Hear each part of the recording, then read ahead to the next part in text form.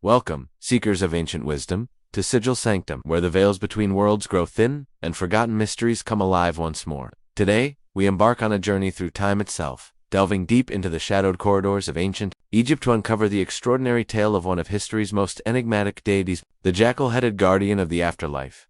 In the mystic embrace of ancient Egypt's celestial realms, when the gods themselves walked among mortals and the boundary between divine and earthly was but a whisper, a deity emerged from the cosmic crucible that would forever change the understanding of death and rebirth. Anubis, the jackal-headed harbinger of the enigmatic, was born amidst the swirling sands of primordial chaos, his origins echoing through the corridors of time, like whispers carried on desert winds that have traveled across millennia. But this is no ordinary tale of divine birth.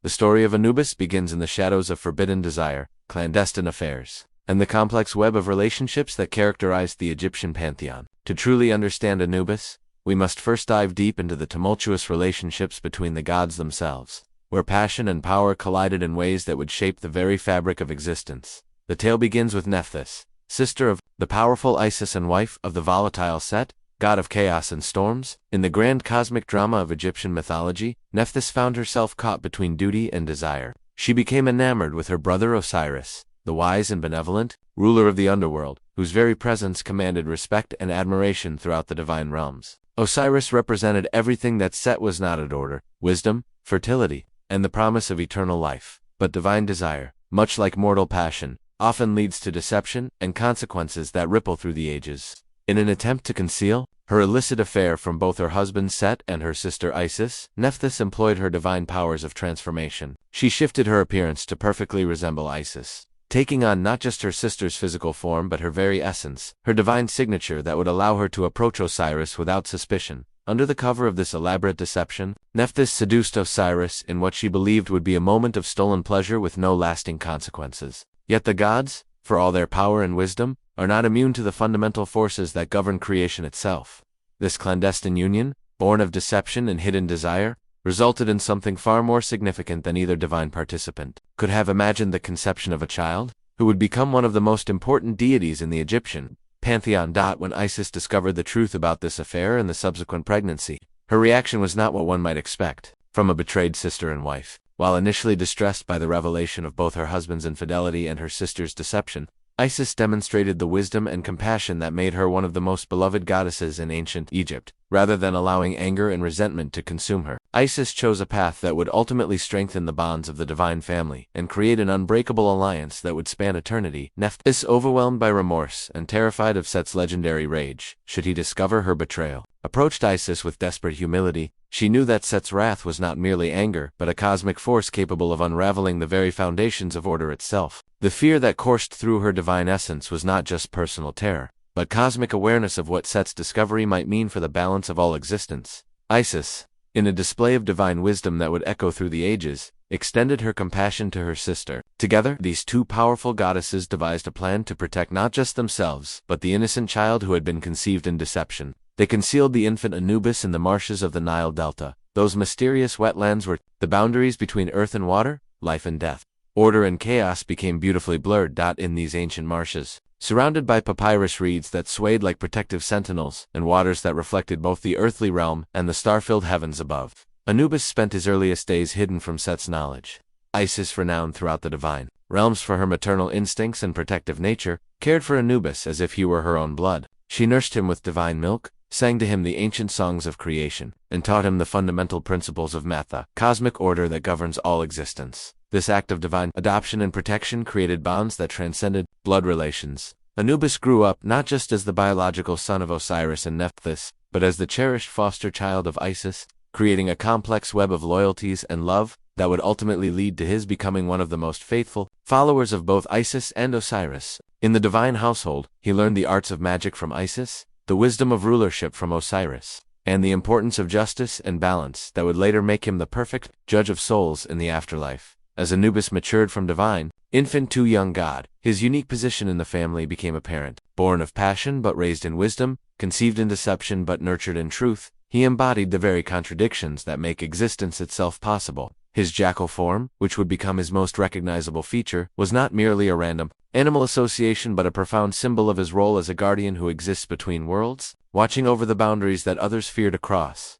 Before we delve deeper into this captivating tale of divine intrigue and cosmic responsibility, I'm incredibly curious, where in the world are you watching from today? Are you joining us from the bustling streets of New York, perhaps from a quiet evening in London, maybe from the sun-drenched coasts of Australia, or somewhere completely unexpected? Drop your location in the comments below. I love seeing how far our community of mystery seekers spans across the globe, and it reminds me that the ancient wisdom we explore here transcends all boundaries of time and geography. And if you're finding this journey through the shadowed corridors of ancient mysteries as absolutely fascinating as I am, if these tales of gods and divine drama are stirring something deep within your soul, then make sure to hit that subscribe button and ring the notification bell to join our ever-growing community of seekers here at Sigil Sanctum. We have so many more incredible journeys planned, from the deepest secrets of ancient civilizations to the most profound mysteries of human consciousness. And trust me, you won't want to miss a single exploration. Now, let us turn our attention to the magnificent and awe-inspiring form that Anubis would assume as he came into his divine power. The transformation from hidden infant to cosmic guardian was not merely a matter of growing up, it was a metamorphosis that reflected his unique destiny as the bridge between worlds. Anubis, the divine child born of cosmic intrigue and raised in wisdom, entered his full divine existence cloaked in sleek obsidian fur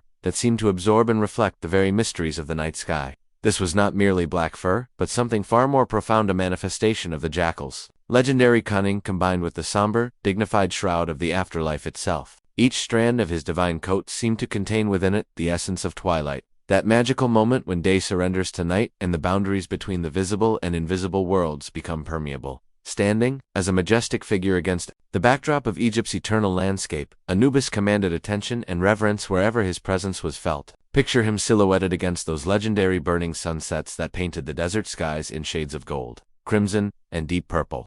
His divine form creating a stark and beautiful contrast against the ever-changing canvas of the heavens. The quiet whispers of desert winds seemed to carry his very essence across the sands, announcing his presence to both the living and the dead. His eyes, Soto's extraordinary eyes, gleamed like twin orbs carved from the midnight heavens themselves, each one containing the light of distant stars and the depth of cosmic understanding. These were not merely the eyes of a god, but windows into the infinite repositories of cosmic wisdom that had witnessed the birth of stars, the rise and fall of civilizations, and the endless cycle of souls moving between worlds. In those divine eyes, one could see reflected the weight of the cosmos itself and all the secrets veiled within the mysterious netherworld that he would come to rule. The ancient Egyptian artists who depicted Anubis understood instinctively that his form had to convey both approachability and awesome divine power. They adorned him in regal vestments that spoke of his status as a guardian and protector, clothing that seemed to shimmer with otherworldly light and bore the sacred insignia of his divine office. These were not mere decorations but symbols of cosmic authority, each thread woven with protective spells and each ornament charged with the power to ward off malevolent forces. Anubis bore the unmistakable insignia of a guardian, regalia that identified him as a sentinel of souls, a divine protector whose sacred duty was to guide and protect those navigating the treacherous cosmic labyrinth between mortality and the great beyond. His staff, his collar, his ceremonial kilt, each element of his divine attire told a story of responsibility, power, and unwavering dedication to his cosmic role. But perhaps most remarkably, his very essence embodied the profound nature of duality that makes him unique among the Egyptian gods. Anubis was a liminal figure, a divine being who existed permanently at the crossroads where seemingly opposite forces meet and merge. He stood at the intersection of life and death, where the living released their hold on the physical world and the dead prepared for their journey into eternity. He existed at the boundary between chaos and order, helping to maintain the cosmic balance that keeps existence itself stable and meaningful. Unlike other deities who ruled from distant, untouchable thrones in remote divine realms, Anubis walked the borderlands, those mysterious territories that exist between defined states of being. He was intimately familiar with the twilight zones of existence, the shadowy places where normal rules don't apply and where transformation becomes possible. In this role, he served as a divine beckoner, calling to mortals with a voice that was both gentle and commanding, inviting them to step boldly through the veil that separates the familiar earthly realm from the eternal mysteries of the afterlife. This accessibility made Anubis beloved in a way that other, more remote deities could never achieve. While mortals might fear and revere the distant gods, they could relate to Anubis because he understood the journey they would all eventually make. He had walked the paths they would walk, crossed the bridges they would cross, and faced the challenges they would face. In a very real sense, Anubis was not just a god who ruled over death, he was a god who understood death, who had made peace with it, and who could guide others through the process with wisdom, compassion, and unshakable strength. Modern archaeologists, and Egyptologists have made fascinating discoveries that illuminate just how central the real-world jackals were to the development of Anubis's mythology. These cunning, intelligent creatures were frequently observed in ancient Egyptian cemeteries, drawn by their scavenging nature to the burial sites that dotted the landscape along the Nile. Rather than seeing this as a threat or desecration, the ancient Egyptians interpreted the presence of jackals as a divine sign, evidence that these animals were natural guardians of the dead, protectors who ensured that the boundaries between the world of the living and the world of the dead were properly maintained.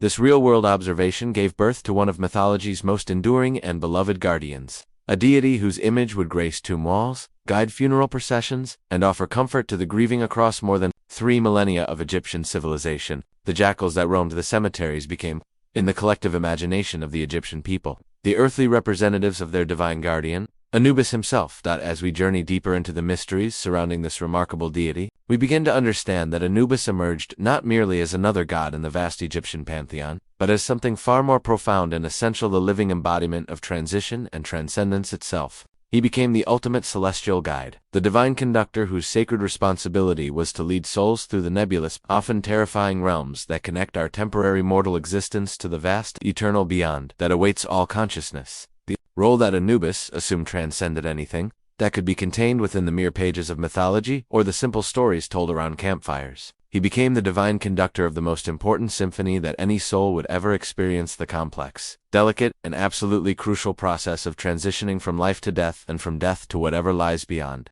This was not a role he took lightly, nor was it one that he performed with detached, professional efficiency. Instead, Anubis brought to this cosmic responsibility a depth of understanding, compassion, and personal commitment that made him unique among all the gods. In his capacity as the divine conductor orchestrating the symphony of souls, Anubis oversaw the movement of consciousness itself as departed spirits ventured between the familiar realm of mortality and duat, the mysterious underworld that served as both destination and way station in the soul's eternal journey. This was no simple transfer from one location to another, but a complex process of transformation that required careful guidance, profound wisdom, and the kind of spiritual strength that only a god could provide. As the god of the dead, a title that might sound ominous to modern ears, but was considered one of the highest honors in ancient Egypt, Anubis bore the solemn, sacred duty of guiding departed spirits through the intricate labyrinth of the afterlife. This journey was not a straight path but a complex maze filled with challenges, tests, and opportunities for both redemption and growth.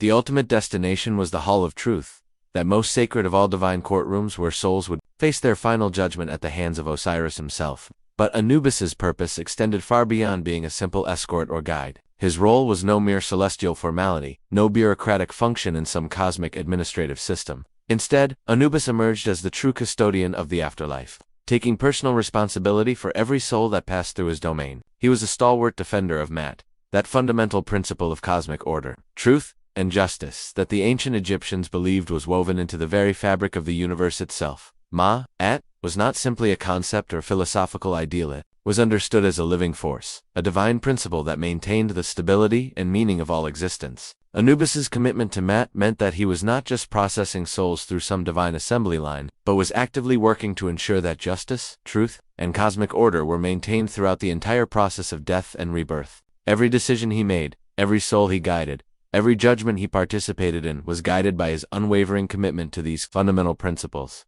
The weight of responsibility that Anubis carried matched the cosmic gravity of the realms he traversed daily. He moved between worlds that would destroy lesser beings, navigated spiritual territories that required both immense power and perfect wisdom, and made decisions that would affect souls for all eternity. The fact that he carried this burden with grace, compassion, and unwavering dedication speaks to both his divine nature and his personal character. In the moonlit silence that draped the Egyptian landscape like a celestial blanket, when the harsh sun had surrendered the sky to gentler lunar light and the desert took on an otherworldly beauty, Anubis assumed one of his most important roles, that of a vigilant guardian, an eternal sentinel. He stood watch over the sacred necropolises that dotted the Egyptian landscape, those holy cities of the dead that marked the earthly passage points between temporal existence and eternity. These were not merely burial grounds in the way we might understand cemeteries today. They were sacred complexes, elaborate spiritual airports where souls prepared for their journey into the unknown. The tombs themselves were not just final resting places, but were understood as hallowed vessels, carefully designed and consecrated, containers that cradled the remains of mortal beings while simultaneously serving as launching platforms for their spiritual journey into the afterlife. Under the unwavering gaze of the jackal-headed deity, these burial grounds transformed into something far more significant than mere repositories for the dead. They became sacred grounds where the boundary between the physical and spiritual worlds grew thin, where the living could commune with the dead, and where the eternal principles of Mat could be observed and honored in their purest form. Anubis's vigil over these sacred spaces was not passive observation but active protection, with his ears poised like vigilant sentinels, constantly attuned to both the physical and spiritual realms. He guarded against the whispers of malevolent forces that sought to disrupt the sanctity of these holy resting places. These threats came in many forms: grave robbers motivated by greed, who would desecrate tombs to steal the precious goods buried with the dead; malicious spirits who might seek to trap or harm souls in transition; and cosmic forces of chaos that constantly worked to undermine the order and peace necessary for proper spiritual development. His protection extended beyond mere physical security to encompass spiritual safety as well. Anubis worked tirelessly to ensure that those who wished to disturb the dead, whether from greed, malice, or simple ignorance, would find their efforts thwarted by divine intervention. His very presence in these sacred spaces created a field of spiritual protection that surrounded and shielded both the physical remains of the deceased and their spiritual essence as it prepared for or underwent the journey to the afterlife. The comfort that Anubis provided extended to both the living and the dead in profound and meaningful ways. To the living, the grieving family members, the worried friends, the entire community that had lost one of its members, his presence offered reassurance that their loved ones were not alone in death, that they had found safe haven under the protection of a God who truly understood both the pain of loss and the promise of reunion. This divine guarantee of protection helped ease the natural fear and grief that accompanies death, allowing the living to process their loss with greater peace and hope. To the departed themselves, whose souls echoed through the corridors of the afterlife as they adjusted to their new state of existence, Anubis's watchful eyes provided guidance, protection, and companionship during what could otherwise be a terrifying and lonely journey. His presence assured them that they were not forgotten, not abandoned, and not left to navigate the mysteries of death alone. In the shadow of Anubis's vigilant guardianship, a promise reverberated through the eons, an eternal vow that transcended the normal boundaries between life and death, time and eternity. This was the promise of safe passage, the divine guarantee that no soul under his protection would be lost, abandoned, or left to face the challenges of the afterlife without guidance and support. This promise became one of the fundamental foundations of Egyptian religious belief, offering comfort to countless generations who faced the inevitable reality of mortality with greater courage, because they knew that Anubis would be there to guide them safely home. The guardian god, with eyes gleaming like cosmic beacons that could pierce through any darkness and illuminate any mystery, stood as a steadfast defender of the cosmic tapestry that holds all existence together. His vigilance ensured that the delicate threads of existence, the complex relationships between life and death, order and chaos, hope and despair, remained intact against the ceaseless march of time and the constant pressure of forces that would unravel the very fabric of reality itself. In the dim twilight that exists eternally between life and eternity, in that liminal space where day surrenders to night and the familiar gives way to the mysterious, Anubis stood as the supreme orchestrator of rituals that bridged the earthly and divine realms. These were not simple ceremonies or empty traditions, but profound spiritual technologies that had been perfected over millennia to ensure the safe passage of souls from one state of existence to another. The funerary rites that developed under Anubis's guidance were elaborate affairs, wrapped in multiple layers of symbolism and tradition that spoke to the deepest mysteries of existence itself. Every gesture, every word, every carefully prepared offering bore the indelible mark of Anubis's guiding influence and reflected his profound understanding of the complex process that transforms a living being into an eternal soul. These rituals were not performed for the living as much as they were performed for the dead, creating a sacred bridge that would allow souls to cross safely from the world they knew into the realm of infinite possibility. At the threshold of mortality, that crucial moment when life hangs in the balance and the soul prepares for its great journey, Anubis wielded his divine authority with both power and compassion. He orchestrated not just the physical aspects of death and burial, but the entire spiritual process that would ensure the seamless passage of souls to Duat, the sacred realm of the departed, where they would continue their existence in a new and eternal form. Under Anubis's watchful eye and careful guidance, death itself underwent a fundamental transformation in the Egyptian understanding. It ceased to be viewed as a conclusive end, a final termination of existence that left nothing but emptiness and loss. Instead, death became reconceptualized as a profound transition, a necessary and meaningful transformation that marked the beginning of a new phase of existence, rather than the end of all existence. This revolutionary understanding of death as transition rather than termination was, perhaps, Anubis's greatest gift to humanity. Through his wisdom and guidance, the ancient Egyptians developed a view of mortality that offered hope instead of despair, continuity instead of disconnection, and promise instead of finality. Death became a journey, guided by the deity himself, a passage through hallowed gates that led not to nothingness but to a fuller, more complete form of existence in the afterlife. Each ritual that developed under Anubis's influence was laden with sacred significance that extended far beyond its surface appearance. These ceremonies became a celestial dance, a harmonious symphony that echoed through multiple realms of existence simultaneously. They connected the mourning living with their departed loved ones, linked the physical world with the spiritual realm, and created a sacred space where the eternal principles of Mat could be observed and honored. The complexity and beauty of these rituals reflected the sophisticated understanding that the ancient Egyptians had developed regarding the nature of consciousness, identity, and spiritual continuation. They recognized that death was not a simple on-off switch but a complex process that required careful attention, proper preparation, and divine guidance to complete successfully. But it was in the development of mummification that Anubis's influence reached its absolute zenith, creating what would become one of the most sophisticated and effective preservation techniques ever developed by human civilization. This intricate process represented far more than simple body preservation. It was a marriage of cutting-edge science and profound spirituality, a sacred technology that served as the ultimate homage to the enduring nature of the soul and its eternal journey through the cosmos. The art of mummification, as guided by Anubis, was revolutionary for its time and remains impressive even by modern standards. The process involved the careful removal of internal organs with the crucial exception of the heart, which was considered the seat of the soul and the center of consciousness. Treatment with natron salt to prevent decay, and meticulous wrapping, with linen bandages that had been blessed and consecrated for the sacred purpose of protecting the body throughout eternity. But the physical techniques, sophisticated as they were, represented only one aspect of this sacred art. The spiritual dimensions of mummification were equally important and far more complex. Each step of the process was accompanied by prayers, incantations, and ritual actions that were designed to protect the soul during its vulnerable transition period, and to ensure that the preserved body would serve as a suitable vessel for the soul's return during its journey through the afterlife. Anubis, with hands that had been blessed with divine skill and eyes that remained unwavering in their focus on the sacred purpose, personally guided the embalmers through each sacred step of this complex process. His presence transformed what could have been merely a preservation technique into a profound spiritual ritual that honored both the deceased individual and the cosmic principles that govern all existence. The deity's guidance ensured that the earthly vessel, the physical body that had housed the soul during its mortal journey, would stand as an eternal testament to the existence and worth of the departed soul. The mummified body became more than preserved tissue. It became a sacred object, a holy relic that maintained the connection between the soul's earthly existence and its eternal future.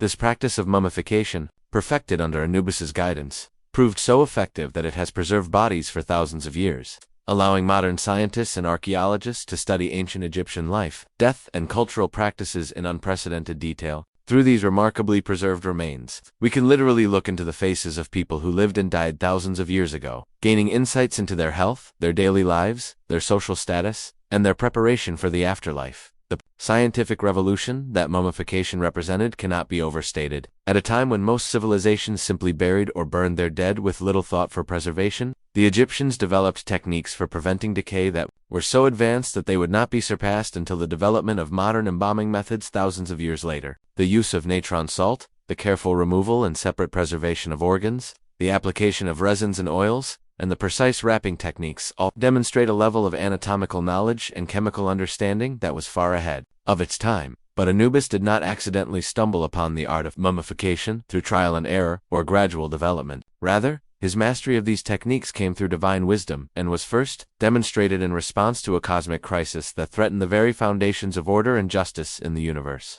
The story of how mummification came to be reveals not only Anubis's technical mastery but also his deep emotional commitment to justice, family, and the preservation of cosmic order. The story of Anubis's first and most important mummification weaves seamlessly into the epic tale of Isis and Osiris, one of the most powerful and enduring myths in all of human history. This story reveals not just the technical mastery that Anubis brought to the art of preservation, but also his profound emotional intelligence, his unwavering commitment to justice, and his willingness to risk everything to defend the principles he held most dear. As the god of the dead, Anubis was destined to take center stage in this cosmic drama. But his role went far beyond mere ceremonial function. When he was called upon to play a pivotal part in the mummification of the revered Osiris, he was not just preserving a body, he was preserving hope itself. maintaining the possibility of justice and ensuring that the forces of order would ultimately triumph over the powers of chaos and destruction.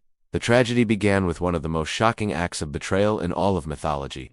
Osiris, the mighty and beloved ruler of Egypt, found himself ensnared by the treachery of his own brother Set, the volatile god of chaos, storms, and destruction. Set's jealousy of Osiris had been growing for eons, fed by resentment over Osiris's popularity, his successful rule, and his happy marriage to Isis. But jealousy alone might not have driven Set to such extreme measures. It was the discovery of Osiris's affair with Nephthys, Set's own wife, that finally pushed the god of chaos over the edge into murderous rage. The murder of Osiris was not a simple killing, but an act of cosmic vandalism designed to ensure that there could be no return, no resurrection, no possibility of justice or revenge. Set didn't merely kill his brother, he dismembered the body and scattered the pieces across the length and breadth of Egypt. From the Mediterranean coast to the cataracts of the Nile, each piece was hidden in a different location, some buried in remote deserts, others cast into the river.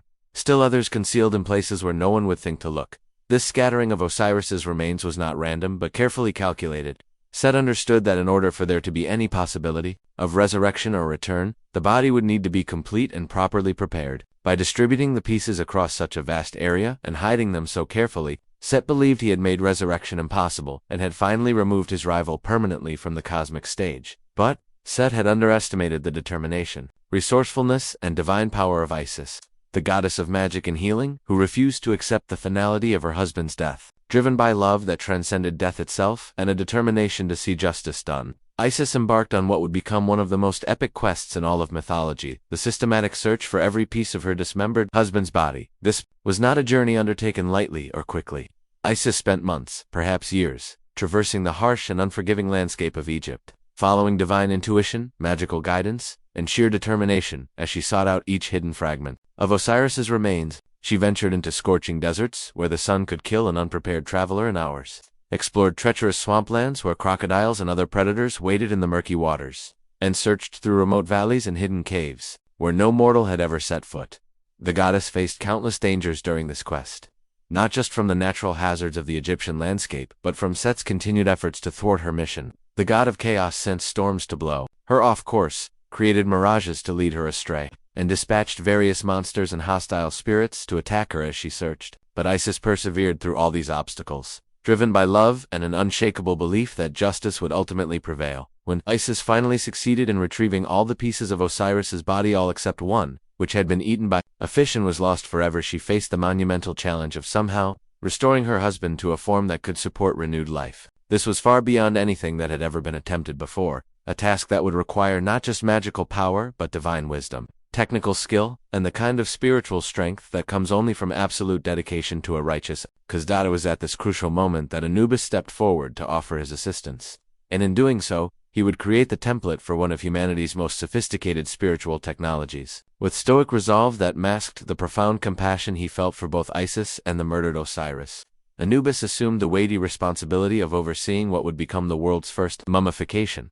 The process that Anubis guided was far more complex and challenging than any mummification that would follow.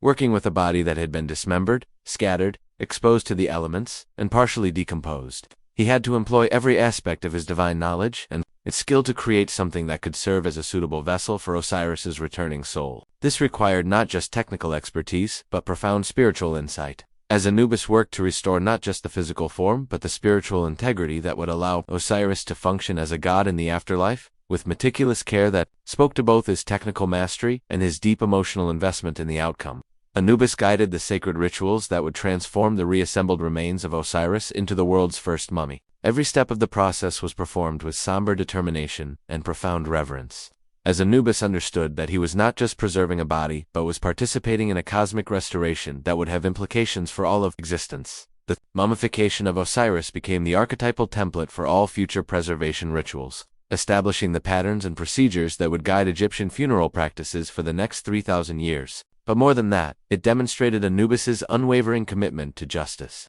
order, and the protection of those who had been wronged by the forces of chaos and destruction. However, the challenges that Anubis faced during this first mummification extended far beyond the technical difficulties of working with a dismembered and deteriorated body. The process of locating, retrieving, and preserving Osiris while keeping their activities secret from Set proved to be an arduous and dangerous task that tested every aspect of Anubis's divine abilities. Set, the relentless god of chaos and destruction, was not content to simply have killed his brother and scattered the remains. He understood instinctively that as long as any possibility of Osiris's return existed, his own position would remain insecure. The god of chaos sought actively to disrupt the celestial order that Osiris represented, working to plunge all the realms of existence into the kind of meaningless disarray that he found most comfortable. Set's fear of Osiris's potential return was not unfounded paranoia, but a realistic assessment of what the resurrection of his brother would mean for his own future. He knew that Osiris, restored to life and power, would not simply return to his previous existence, but would come back with a deeper understanding of justice, a greater commitment to order, and a personal motivation to ensure that the kind of betrayal he had suffered would never be allowed to happen again. This knowledge drove Set to desperate measures as he sought to put a definitive end to any possibility of his brother's revival. He mobilized all the chaotic forces at his command, summoning storms, demons, and hostile spirits to search for and destroy any evidence of the mummification process. He sent spies throughout Egypt to watch for signs of Isis's activities and dispatched assassins to eliminate anyone who might be helping with the resurrection attempt. But in Anubis, Set encountered an opponent who was his equal in determination, and his superior in both wisdom and righteousness. The jackal-headed god emerged as the primary defender of the sanctity of the afterlife, taking personal responsibility for protecting both Isis and the mummified remains of Osiris from Set's relentless attacks. This protection required not just divine power, but strategic thinking, as Anubis had to anticipate Set's moves and counter them while simultaneously overseeing the complex, spiritual, and technical processes required for a successful mummification. The conflict between Anubis and Set during this period erupted into actual battles that shook the foundations of both the earthly and divine realms. These were not mere disagreements or philosophical disputes, but cosmic clashes between fundamental opposing forces: order versus chaos, justice versus arbitrary power, protection versus destruction. Each battle echoed through the celestial expanse, creating ripples that affected the natural world and influenced the spiritual development of mortal beings throughout Egypt. Anubis, undaunted by Set's fury and unmoved by his threats, stood firm in the face of adversity that would have broken lesser beings. His indomitable spirit became a beacon of order in a universe threatened by chaos, a guardian who embodied the eternal struggle between the forces that build up and protect versus those that tear down and destroy. His willingness to risk everything to defend the principles of justice and protection made him a hero not just to other gods but to mortals, who saw in his example the possibility that righteousness could indeed triumph over evil. The battles between Anubis and Set became a symphony of cosmic forces, an enduring testament to the gods' unwavering commitment to uphold the sanctity of the afterlife and protect those who could not protect themselves. Through the eons that followed, the story of these clashes became a source of inspiration and hope for countless generations who faced their own struggles against forces that seemed more powerful than they were. But Anubis's role as a cosmic protector extended beyond his defense of Osiris and Isis to encompass battles against threats that endangered the very foundations of existence itself. When the primordial forces of chaos sought to unmake creation and return the universe to the formless void from which it had emerged, Anubis stood ready to defend not just individual souls but the cosmic order that made life, death, and rebirth possible. The most significant of these cosmic conflicts occurred when Apep, the enormous serpentine embodiment of primordial chaos and destruction, launched an assault against Ra, the sun god whose daily journey across the sky maintained the cycle of light and darkness that governed all life. Apep was not merely a large snake but a cosmic force of entropy and dissolution, a being whose very existence threatened to cast the sun god Ra into eternal shadows and plunge all of creation into permanent darkness and meaninglessness. This was not a battle that could be won through individual heroism or personal courage alone. The threat that Apep represented was so fundamental and so overwhelming that it required the combined efforts of the entire pantheon of gods working together in perfect coordination. Ra, understanding the magnitude of the challenge he faced, summoned every deity capable of contributing to the defense of creation, calling upon their unique powers and abilities to stand alongside him in this ultimate battle between order and chaos. Among all the gods who answered Ra's call, Anubis emerged as one of the most crucial defenders, bringing to the cosmic battlefield not just his considerable divine power, but his deep understanding of the boundaries between different states of existence. His experience in guiding souls through the transition from life to death had given him unique insights into the nature of change, transformation, and the delicate balance that must be maintained for existence to continue meaningfully. With his jackal visage ablaze with divine fervor that seemed to burn with the intensity of 1,000 suns, Anubis joined forces with Ra in the assembled pantheon in a cosmic struggle that represented the fundamental conflict between light and the encroaching darkness, between meaning and meaninglessness, between the creative forces that build and sustain versus the destructive forces that seek to reduce everything to chaos. The battle against APP was not a single confrontation, but an ongoing cosmic war that required constant vigilance and repeated victories. Each day, as Ra began his journey across the sky, APEP would attack, seeking to swallow the sun and end the cycle of light and darkness that made life possible. Each day, the gods would rally to Ra's defense, fighting battles that determined whether the sun would rise again and whether creation would continue to exist in any meaningful form. Anubis's contribution to these daily battles was both practical and symbolic. His practical contributions involved using his divine powers to help drive back the forces of chaos, to protect Ra during his most vulnerable moments, and to ensure that the cosmic order remained stable enough for the sun to complete its daily journey. But his symbolic contribution was equally important, as his presence on the battlefield demonstrated that the forces protecting creation included not just gods of life and light, but also the divine guardian of death and transition. This symbolic dimension was crucial because it showed that the defense of creation was not about preventing change or avoiding difficulty, but about ensuring that change occurred in meaningful, purposeful ways rather than dissolving into random chaos. Anubis's presence in the battle against Apep demonstrated that death itself was not the enemy. Meaningless destruction was the true threat that all the gods united to oppose. Thought through these cosmic battles, which continued day after day for eternity, Anubis forged alliances and friendships with other gods that would influence Egyptian mythology for millennia. His willingness to risk everything in defense of creation earned him the respect and admiration of the entire pantheon, and established his reputation as a god who could be trusted absolutely in any crisis. The daily victory over Apep was never guaranteed and never easy, but it was made possible through the combined efforts of gods like Anubis, who understood that their individual responsibilities were part of a larger cosmic purpose. Each time the forces of creation triumphed over the forces of chaos, it was a victory not just for the gods but for every living being whose existence depended on the continuation of the cosmic order. But perhaps the most charming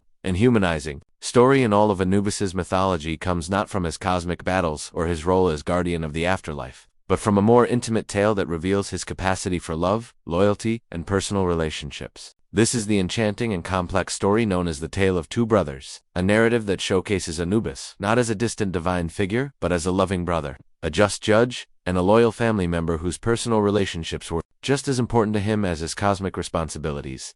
The Tale of Two Brothers presents us with Anubis in a completely different context, showing us a side of the deity that is rarely seen in the grand cosmic narratives, but that was deeply meaningful to the ancient Egyptians who told and retold this story for generations. In this tale, Anubis appears not as the solemn guardian of the afterlife, but as a devoted brother whose love for his family would be tested by betrayal, deception, and the kind of personal drama that transcends the boundaries between divine and mortal experience. In this story, Anubis and his younger brother Bata are presented as devoted siblings who lived and worked together in perfect harmony, their relationship representing the ideal of brotherly love and mutual support that the ancient Egyptians valued so highly. They were not just brothers bound by blood, but companions bound by choice, sharing their daily labors and supporting each other through all the challenges and opportunities that life presented. Together, these two divine brothers cultivated the fields that provided sustenance for their community, working side by side under the Egyptian sun as they planted seeds, tended growing crops, and harvested the abundance that their combined efforts produced. They also shared responsibility for tending to the herds of cattle that provided milk, meat, and leather for their people, spending long hours in the pastures, ensuring that the animals were healthy, well-fed, and protected from predators. But their partnership extended beyond mere practical cooperation to encompass a deeper spiritual and emotional bond that made their relationship truly special.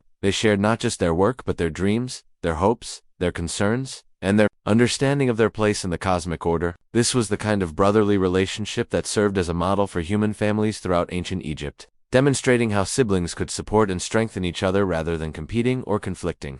The harmonious rhythm of their daily lives was enhanced by Bata's possession of a unique and remarkable gift: the ability to understand and communicate with the language of cattle and other animals. This was not merely a practical skill, but a profound spiritual ability that demonstrated his deep connection to the natural world and his role as a bridge between human consciousness and animal wisdom. As Bata slumbered each night amidst the gentle lowing of the beasts he cared for, a profound connection blossomed between his consciousness and theirs, creating a form of communication that transcended the normal boundaries between species. This connection was not just useful for managing the herds more effectively, it also provided both brothers with insights into the natural world that would not have been available through ordinary observation alone. The cattle, in their simple wisdom, could sense things that escaped human perception, changes in weather patterns, the approach of predators, the health of the land itself. Through Bata's gift, this animal wisdom became available to both brothers, helping them make better decisions about farming, herding, and their relationship with the natural environment that sustained them.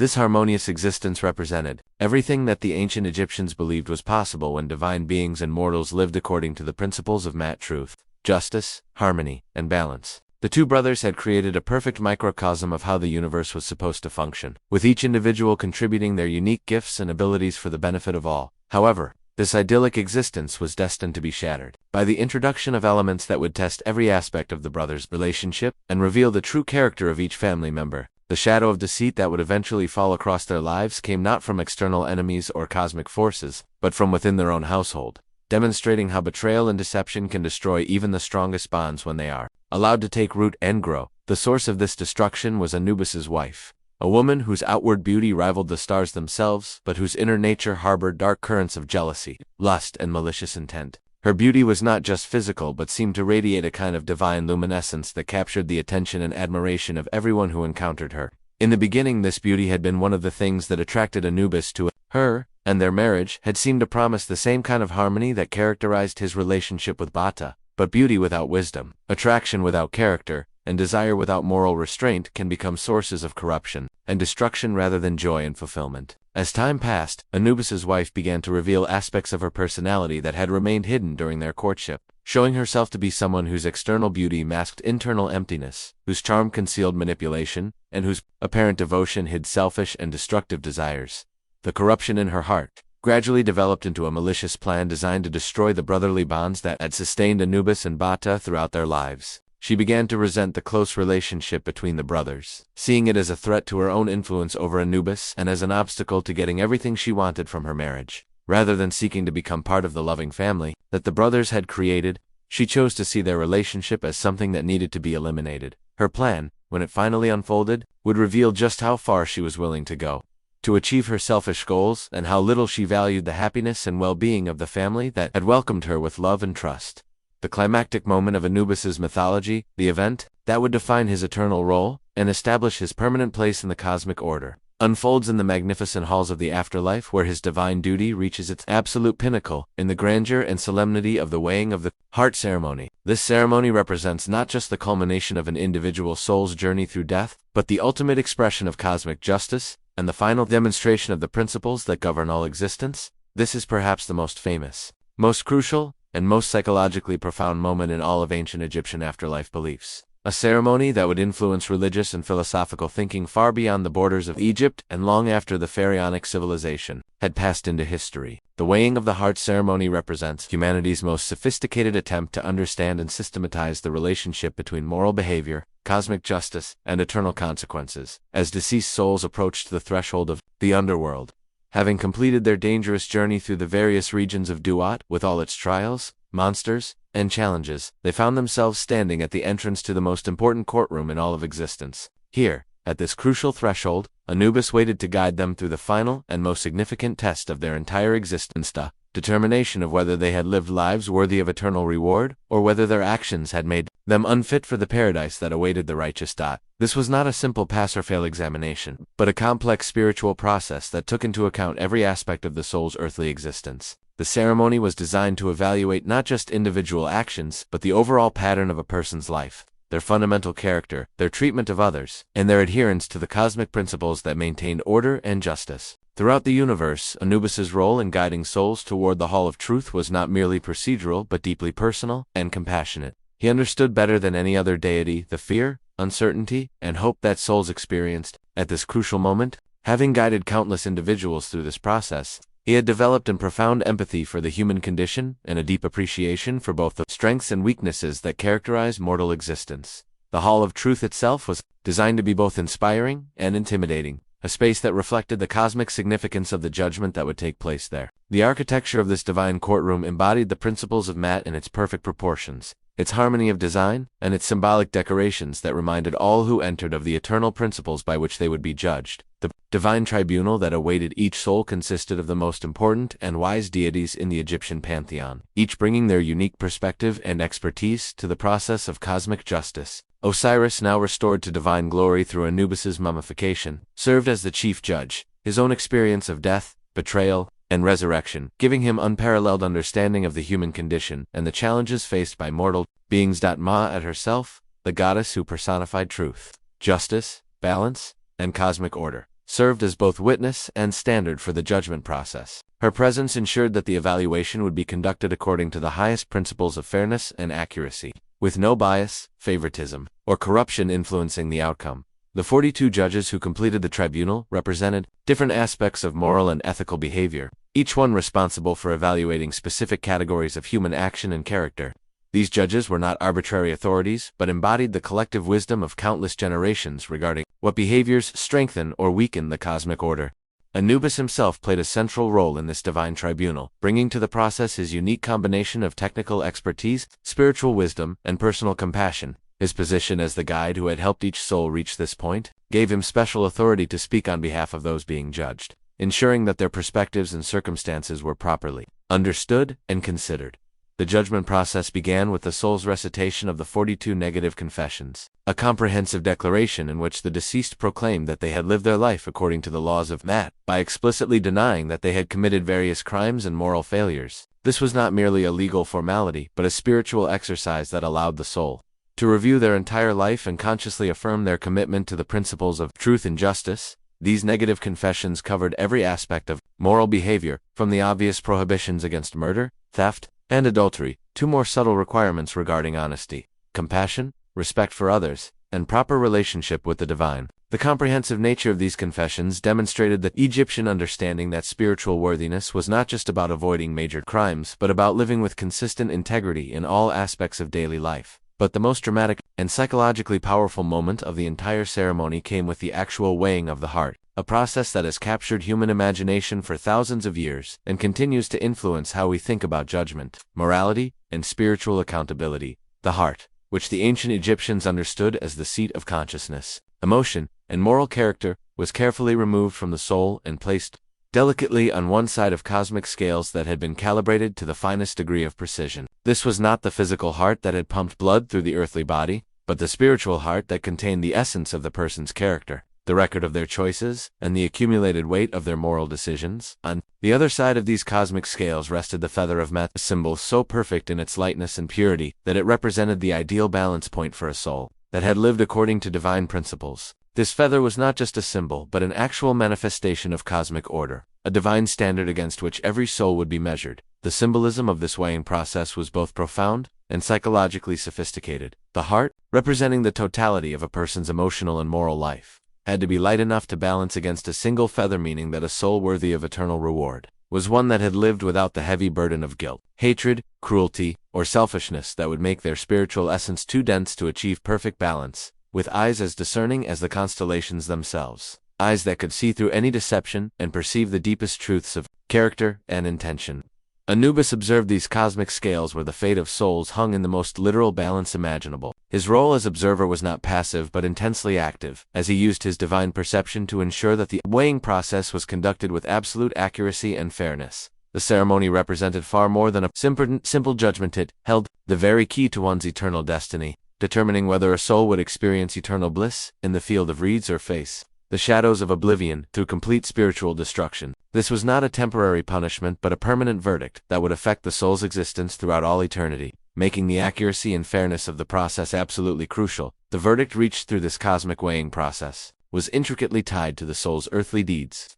But it was not a simple mathematical calculation of good acts versus bad acts. Instead, the judgment took into account the overall pattern of a person's life, their fundamental character, their growth and development as a moral being, and their ultimate relationship with the divine principles that govern existence. Anubis, serving as the arbiter of righteousness, presided over this sacred spectacle with the kind of wisdom and compassion that could only come from his unique combination of divine power and personal experience with both life and death. His presence ensured that the judgment process would be conducted with both perfect justice and profound mercy, taking into account not just what souls had done, but why they had done it and what circumstances had influenced their choices. The echoes of mortal lives that resonated through the celestial halls during these judgment ceremonies created a kind of spiritual symphony, a cosmic record of human experience that demonstrated both the potential nobility and the tragic limitations of mortal existence. Each judgment became part of this larger symphony, contributing to the collective understanding of what it means to live a meaningful life in relationship with eternal principles,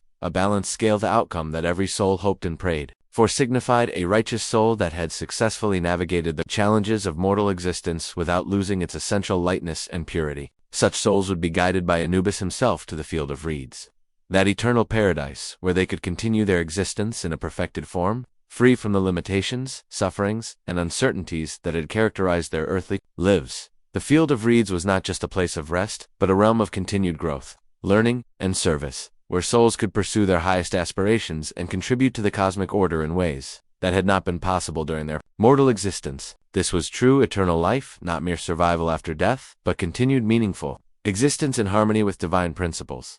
But the consequences of an imbalanced scale were equally permanent and far more terrifying. Souls whose hearts proved too heavy with the accumulated weight of cruelty, selfishness, dishonesty, or other moral failures would face a fate that the ancient Egyptians considered worse than simple death. Their hearts would be fed to Ammit, the devourer, a fearsome creature that was part crocodile, part lion, and part hippopotamus. Ammit's consumption of the heavy heart resulted in what the Egyptians called the second death, the complete destruction of the soul's ability to exist in any meaningful form. This was not punishment in the sense of suffering or torment, but rather the total elimination of consciousness, identity, and spiritual existence. The soul would become a restless, empty shell forever tied to Dua, the underworld, but incapable of growth, meaning, or connection. This ultimate consequence was not imposed out of cruelty or vengeance, but represented the natural result of choices that had made the soul incompatible with the cosmic order that governed eternal existence. Just as a diseased organ must sometimes be removed to save the body, souls that had become too corrupted by selfish choices had to be eliminated to preserve the integrity of the cosmic system. But Anubis's influence and importance extended far beyond even this crucial role in the judgment of souls. In the cosmic ballet, where gods and destiny intertwined in eternal dance, his divine power reached out to touch and heal other aspects of existence that had been damaged by conflict and strife. One of the most significant examples of this healing power was his role in the restoration of the Eye of Horus, that most sacred symbol of divine power and protection that had been wounded during the epic cosmic clash between Horus and Set. This eye, representing the power of divine sight, protection, and royal authority, had been severely damaged during the battles that determined who would rightfully rule Egypt after Osiris's death and resurrection. The healing of the Eye of Horus was not just a medical procedure but a cosmic restoration that required the combined wisdom and power of multiple deities working together in perfect harmony. Thoth, the god of wisdom, writing, and divine knowledge, sought the aid of Anubis to help restore this crucial symbol of divine power, recognizing that the jackal-headed god's unique understanding of transition, healing, and restoration made him an essential partner in this cosmic healing process. Working together with meticulous care and profound spiritual insight, Thoth and Anubis helped heal Horus so that he could continue his righteous challenge against Set for his legitimate seat on the throne of Egypt. This healing was not just about physical restoration, but about ensuring that the forces of order and justice would have the strength and capability needed to triumph over chaos and oppression. The Eye of Horus, once restored through this divine collaboration, became one of the most powerful and protective symbols in all of ancient Egyptian culture. It represented not just physical sight but spiritual insight, not just personal protection but cosmic harmony, not just royal power but divine justice. The fact that Anubis played a crucial role in its restoration demonstrated his central importance in maintaining the cosmic order that made civilization itself possible. This cosmic alliance between Anubis, Thoth, and Horus forged bonds that would echo through the celestial expanse for all eternity, weaving together a tale of cooperation, restoration, and hope that showed how the forces of light and order could work together to overcome even the most serious damage inflicted by chaos and destruction. Their collaboration became a model for how divine beings could pool their unique abilities and perspectives to achieve outcomes that would have been impossible for any single deity working alone. The healing of the Eye of Horus also demonstrated Anubis's role as a divine physician and healer, adding another dimension to his already complex character. His understanding of death and transition had given him unique insights into the processes of damage and restoration, making him an invaluable ally for other gods who needed help healing from the wounds inflicted by cosmic conflicts. But perhaps most importantly, the collaboration between these three deities represented the eternal dance between wisdom, Thoth, royal authority, Horus, and spiritual transition, Anubis, a trinity of divine functions that were essential for maintaining the kind of cosmic order that made meaningful existence possible for both gods and mortals. In the vast expanse of ancient Egyptian civilization, spanning more than 3 millennia of continuous cultural development, the very fabric of existence seemed to vibrate with spiritual significance. When people contemplated the divine presence of Anubis, his influence extended far beyond the theological concepts developed by priests and scholars to penetrate deeply into the daily lives, hopes, and fears of ordinary people who found in him not just a distant deity, but a personal guardian and companion. To the ancient Egyptians, Anubis carved a sacred niche in their hearts and minds, not as some remote, unapproachable divine figure who remained forever separated from human experience, but as a cherished companion who would accompany them on the most important journey they would ever make, the journey from mortality into whatever lay beyond the threshold of death. Within the depths of their souls, in that private space where their deepest fears and highest hopes resided, Anubis was not just the awesome god whose image adorned temple walls and tomb paintings. He was the compassionate guide who understood their fears about death and dying, the unwavering presence who promised that no soul would have to face the mysteries of the afterlife alone, the divine friend who would personally steer each consciousness through the ethereal realms that lay beyond life's final curtain. This personal relationship between Anubis and individual souls represented one of the most psychologically sophisticated aspects of ancient Egyptian religion. Rather than creating a spirituality based on fear, submission, or distant worship, the Egyptians developed a religious understanding that emphasized personal relationship, divine companionship, and the promise that death would be not a terrifying leap into the unknown but a guided journey undertaken with the help of a divine friend who had made the trip countless times before. To the Egyptians, Anubis's jackal visage embodied not only the profound enigma of the afterlife, all its mysteries, challenges, and opportunities, but also the comforting embrace of a benevolent guardian whose wisdom, power, and compassion were always available to those who needed guidance through life's most difficult transitions. His animal form, which might seem strange or frightening to modern sensibilities, was deeply comforting to people who understood that jackals were creatures that thrived in the borderlands between civilized and wild spaces, making them perfect symbols for a deity who specialized in guiding souls through the borderlands between life and death. For the ancient Egyptians, Anubis became much more than a religious concept or mythological figure. He became the living bridge connecting the known world of daily experience with the unknown realm of eternal existence. He was a divine presence woven so deeply into the fabric of Egyptian consciousness that thinking about death without thinking about Anubis was virtually impossible. In the twilight moments between life and death, during those crucial transitions, when souls hung suspended between their familiar earthly existence and the vast unknown that awaited them, Anubis stood as an eternal beacon of assurance and hope. His presence promised that no matter how frightening or uncertain the journey ahead might seem, there was a celestial guide who understood every step of the path and who possessed both the wisdom to provide direction and the power to provide protection. This role as celestial guide and divine escort made Anubis one of the most beloved and personally meaningful deities in the entire Egyptian pantheon. While other gods might be revered for their power, feared for their wrath, or admired for their wisdom, Anubis was loved for his compassion, trusted for his reliability, and appreciated for his accessibility to ordinary people facing the universal human experience of mortality.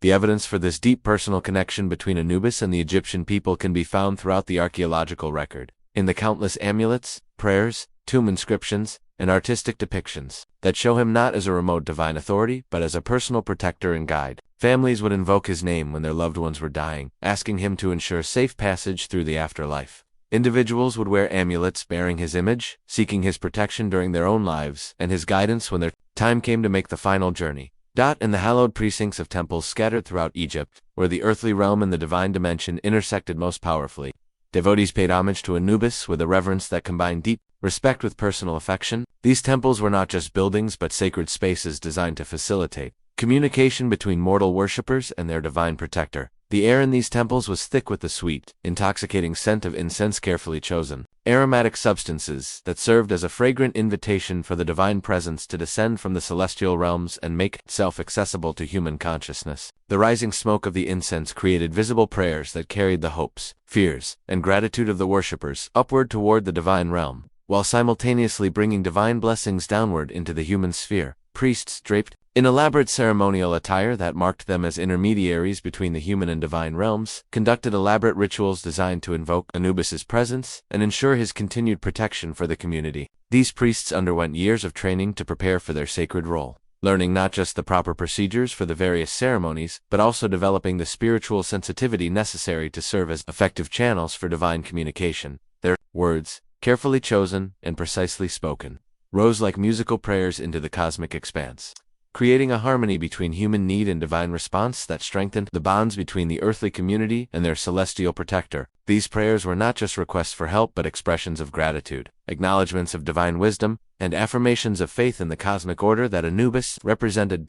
The altars in these temples were adorned with offerings of food that carried symbolic significance far beyond their material value. These offerings represented sustenance for the departed souls who were under Anubis's care, but they also symbolized the interconnectedness of all life, the gratitude of the living for divine protection, and the commitment of the community to maintain their relationship with their divine guardian. The act of making these offerings was not merely a ritual obligation but a profound expression of the enduring connection between the living and the dead, an acknowledgement that in the realm of Anubis, the threads of mortality and eternity were intricately woven together in patterns that transcended the normal boundaries of time and space. These temple ceremonies served multiple important functions in Egyptian society. They provided comfort to the grieving, reassurance to the fearful, and a sense of cosmic connection to all who participated. They maintained the community's relationship with their divine protector, ensured the continued flow of divine blessings, and created opportunities for individuals to seek personal guidance and support from Anubis. But perhaps most importantly, these ceremonies reinforced the Egyptian understanding that death was not the end of relationship but a transformation of relationship, not the termination of connection but the beginning of a new kind of communication between souls who had completed their earthly journey and loved ones who remained in the physical world. Anubis, as the humble recipient of this fervent devotion from countless generations of worshippers, stood eternally at the nexus where the earthly and the divine intersected. He served as a living conduit for the aspirations and supplications of the faithful, receiving their prayers and concerns, understanding their needs and fears, and responding with the kind of divine wisdom and compassion that could only come from a God who had personally guided countless souls through the most important transition of their existence. His presence in these sacred spaces created a bridge between the immediate concerns of daily life and the eternal principles that governed all existence, allowing worshippers to connect their personal experiences with cosmic realities and find meaning, purpose, and hope even in the face of life's most challenging circumstances. The echoes of these ancient worship practices continued to reverberate through the sacred corridors of Egyptian temples for thousands of years, creating an unbroken chain of devotion and connection that linked generation after generation of faithful believers with their divine protector. Even today, as archaeologists explore these ancient sacred spaces, they can sense the spiritual power that accumulated there through millennia of sincere worship and divine response. In the sacred tapestry of ancient Egyptian civilization, rituals honoring Anubis were not uncommon occurrences reserved for special occasions, but were woven throughout the fabric of daily life, marking important transitions, providing comfort during difficult times, and maintaining the spiritual connections that held Egyptian society together. These rituals took many forms, from elaborate temple ceremonies conducted by professional priests to simple family observances held in private homes. What they all shared was a deep reverence for Anubis's role as protector and guide, and a sincere desire to maintain the divine connections that made meaningful existence possible. The priests who conducted the more elaborate rituals were not just religious functionaries but spiritual athletes who had trained their entire lives to serve as effective intermediaries between the human and divine realms. Draped in elaborate regalia that transformed them into living symbols of cosmic order, these priests became cosmic conduits during the ceremonies, channeling divine energy and wisdom into the human sphere, while simultaneously carrying human prayers and needs upward into the celestial realms. The rituals themselves were carefully choreographed spiritual performances that mirrored the very structure and rhythm of the cosmos itself. Every gesture had meaning, every word carried power, every action contributed to the creation of sacred space where divine and human consciousness could meet and interact meaningfully. Mourners and celebrants, united in their shared human experience of loss and hope, joined these sacred processions and ceremonies not as passive observers but as active participants in cosmic dramas that connected their personal experiences with eternal realities. They came seeking the guiding hand of Anubis for their departed loved ones, but they also found solace and strength for themselves as they faced their own mortality and struggled to understand their place in the vast cosmic order. These communal rituals served crucial social and psychological functions in Egyptian society. They provided structured ways for communities to process grief and loss, created opportunities for mutual support and comfort, and reinforced the shared beliefs and values that held Egyptian civilization together across thousands of years of cultural development. The rituals also served as educational experiences, teaching participants about the nature of death and the afterlife, the importance of moral behavior during earthly life, and the cosmic principles that governed all existence. Through repeated participation in these ceremonies, ordinary Egyptians developed sophisticated understandings of spirituality, morality, and cosmic order that influenced every aspect of their daily lives. Anubis, as the god of death and funerary practices, was the essential central figure in these rituals, the divine presence around whom all the ceremony revolved. His role was not merely ceremonial but deeply practical, as participants understood that their ritual actions were creating real connections with a divine being who possessed the power to influence their loved ones. Experiences in the afterlife. Each death that occurred in Egyptian society, from the grandest pharaoh to the humblest farmer, was overseen by Anubis according to the same fundamental set of rituals and practices that had been perfected over many centuries of religious development. This consistency ensured that every soul, regardless of social status or material wealth, would receive the same quality of divine guidance and protection during their journey through death and into the afterlife. The ritualistic preparation began immediately upon an individual's death with the careful preparation of the body according to sacred procedures that honored both the deceased person and the divine principles governing the transition from life to death. This initial preparation involved washing the body with sacred waters and anointing it with oils and perfumes that had been specifically blessed for this purpose. The removal of the deceased's organs, except for the heart, which was considered the seat of the soul and the center of moral character, was performed with careful attention to both practical preservation needs and spiritual requirements. Each organ was treated with respect and preserved according to established procedures, with the understanding that the spiritual essence of the deceased might need access to these physical components during their journey through the afterlife. Process of wrapping and mummification that followed was perhaps the most sophisticated and spiritually significant aspect of the entire funeral preparation. The body was carefully wrapped in linen bandages that had been treated with preservatives and resins designed to prevent decay. But the physical preservation was only one aspect of this complex procedure. More importantly, the mummification process was understood as a spiritual transformation that prepared the deceased for their new existence in the afterlife. Anubis played a direct and personal role in overseeing every aspect of this mummification process, ensuring its success not just as a preservation technique, but as a spiritual preparation that would enable the soul to function effectively in its new realm of existence. The opening of the mouth ceremony that followed the mummification was one of the most beautiful and meaningful rituals in all of Egyptian religious practice. This ceremony involved symbolic gestures performed by priests who used special tools to touch the mummy's mouth, eyes, ears, and nose, symbolically restoring the faculties and senses that the deceased would need for their journey through the afterlife. This ritual was based on the understanding that death temporarily suspended the soul's ability to interact with its environment, and that divine intervention was necessary to restore these capabilities in a form appropriate for the afterlife. The ceremony was not just symbolic, but was believed to create real spiritual changes that would enable the deceased to see, hear, speak, and move in their new realm of existence. The placing of funerary goods in the tomb with the deceased reflected the Egyptian understanding that the afterlife was not a completely spiritual realm disconnected from physical reality, but a transformed version of existence that still required certain material supports and comforts. The tomb was furnished with personal belongings that had been meaningful to the deceased during their earthly life, food and drink to sustain them during their journey, and magical items designed to provide protection and assistance. Anubis was often invoked during these preparations through prayers and incantations that asked him to ensure the deceased had everything they needed for their journey through the afterlife, and that all the provisions would remain accessible and useful throughout eternity. The transportation of the deceased to their tomb was itself a sacred procession that involved the entire community, in honoring both the departed individual and the cosmic principles that governed the transition from life to death. This procession was led by priests who carried sacred symbols and chanted prayers, specifically designed to invoke Anubis's guidance and protection for the soul's journey. Family members, friends, and community members joined this procession, not just to pay their respects to the deceased, but to participate in a community-wide affirmation of their shared beliefs about death, the afterlife, and the divine protection that was available to all souls, making this crucial transition. The procession was accompanied by music, prayers, and rituals that created a sacred atmosphere and ensured that the deceased would be transported to their final resting place with all the divine blessings and protections necessary for their continued well-being. The weighing of the heart ceremony, as we have discussed extensively, represented the climactic moment of Anubis's involvement with each individual soul. This ceremony was not just a judgment but a celebration of the cosmic justice that ensured that every soul would receive exactly what their earthly choices had earned them,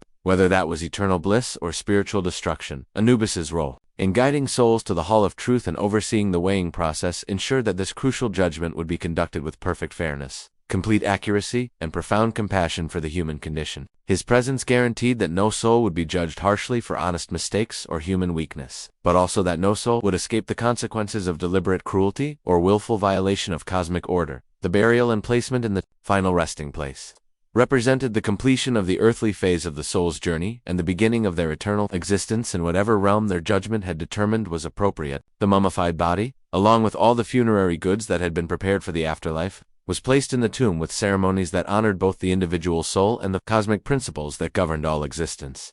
The tomb itself often contained inscriptions from the Book of the Dead, that remarkable collection of spells, prayers, and guidance that provided souls with detailed instructions for navigating the challenges and opportunities they would encounter in the afterlife. These inscriptions served as permanent references that souls could consult whenever they needed guidance or reminders about proper behavior in their new realm of existence.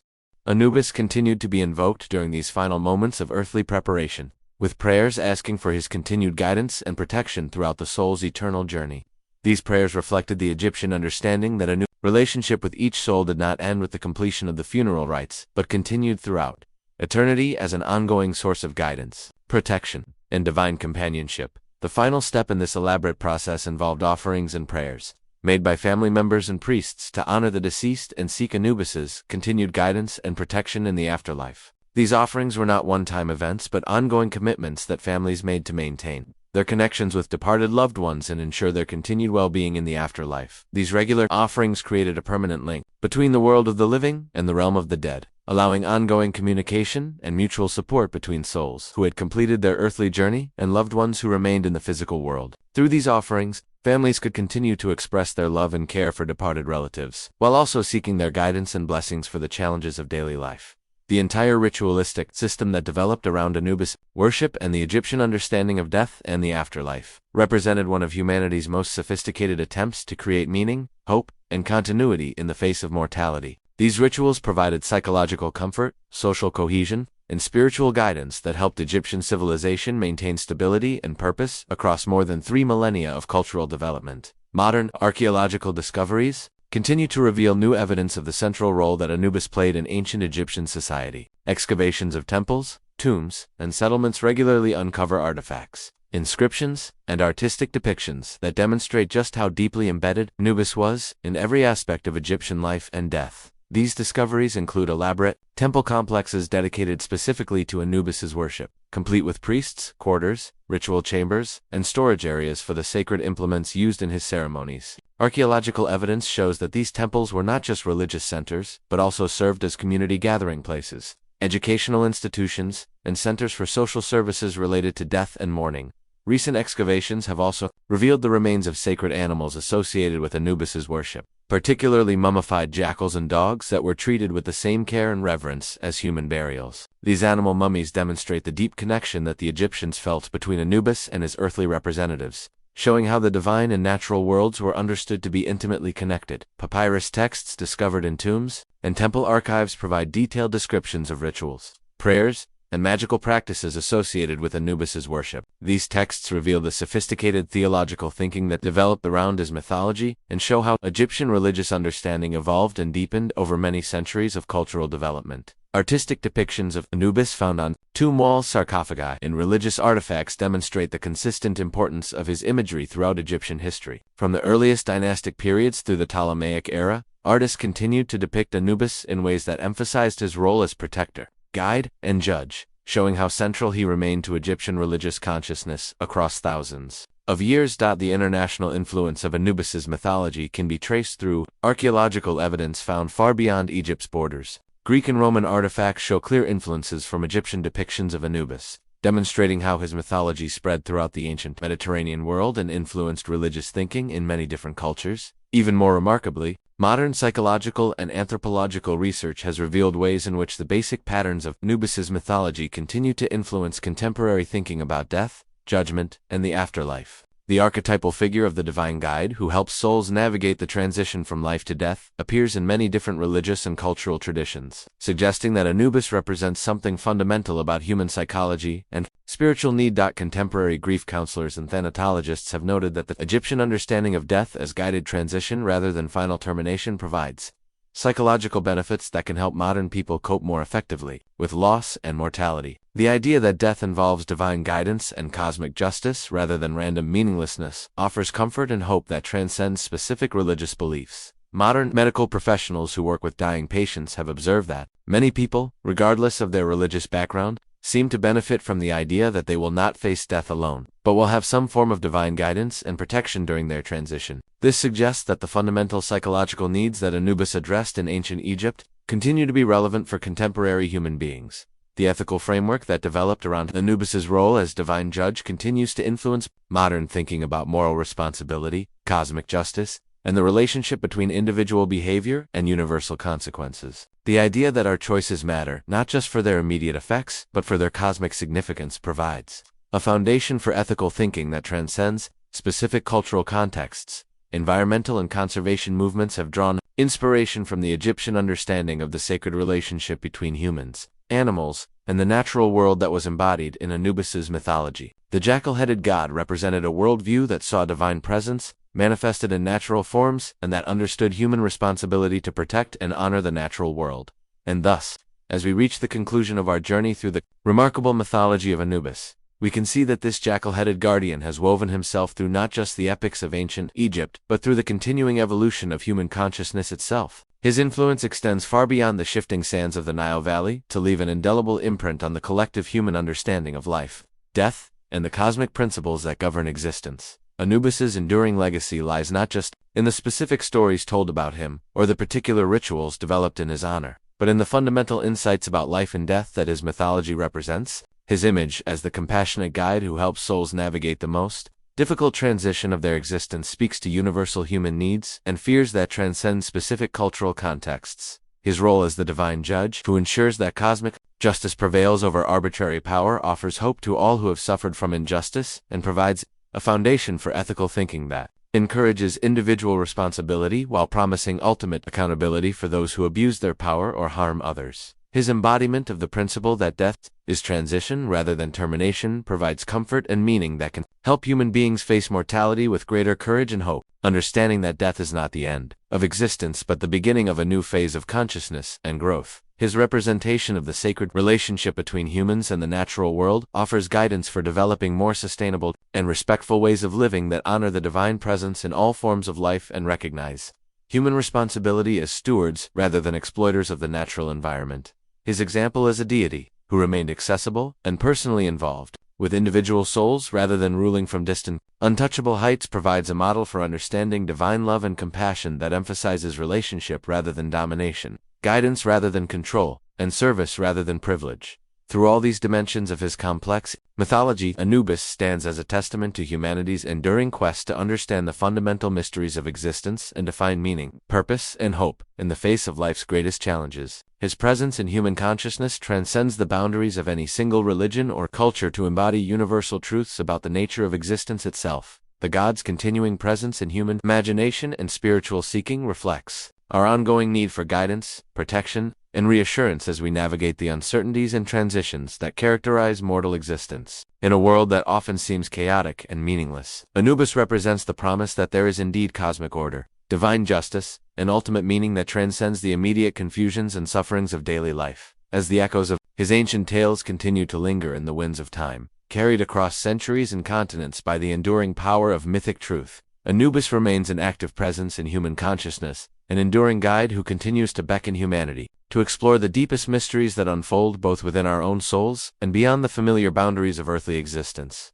His invitation to courage, wisdom, and spiritual growth speaks to every generation of human beings who must face the universal challenges of mortality, meaning, and moral responsibility. Through his example, we learn that death need not be feared, but can be embraced as part of a larger cosmic journey, that justice may sometimes be delayed but is ultimately assured, and that no soul need face the great transitions of existence alone. In our contemporary world, where traditional sources of meaning and guidance are often questioned or abandoned, Anubis offers a model of spiritual wisdom that emphasizes personal relationship with the divine, ethical responsibility for our choices and actions, and hope for continued existence and growth beyond the limitations of physical life. His mythology reminds us that the ancients possessed profound insights into the nature of consciousness, morality, and spiritual development that remain relevant and valuable. For modern seekers, their understanding that death is transformation rather than termination, that moral choices have cosmic significance, and that divine guidance is available to all who seek it, sincerely provides a foundation for spiritual growth that transcends the boundaries of any particular religious tradition. Thank you for joining us on this extraordinary journey through the mysteries of Anubis here at Sigil Sanctum, as we conclude this exploration of one of history's most fascinating and beloved deities. I'm curious about your own reflections on this remarkable mythology. What aspect of Anubis's story resonates most deeply with you? Is it his role as the compassionate guide who ensures no soul faces death alone? His function as the divine judge who guarantees that cosmic justice ultimately prevails? His embodiment of the wisdom that death is transition rather than termination? Or perhaps something else entirely that speaks to your own spiritual journey and understanding? Share your thoughts, insights, and personal reflections in the comments below. I read every single one and find them incredibly enriching to our community dialogue. Your perspectives help all of us deepen our understanding of these ancient wisdoms and their continuing relevance for our modern lives. And if this deep dive into Egyptian mythology has sparked your curiosity about other ancient mysteries and forgotten wisdom traditions, make sure you're subscribed to Sigil Sanctum with notifications turned on. We have so many more incredible journeys planned as we continue to explore the sacred mysteries that have shaped human consciousness throughout history, from the secret teachings of ancient mystery schools to the hidden wisdom embedded in mythologies from around the world. We're just getting started on our quest to uncover the eternal truths that can guide us toward greater wisdom, meaning, and spiritual fulfillment, until our paths cross again in the next exploration of the ancient mysteries. May you walk in wisdom, live with courage, and always remember that, like the souls guided by Anubis himself, you are never truly alone on your journey through the great mysteries of existence.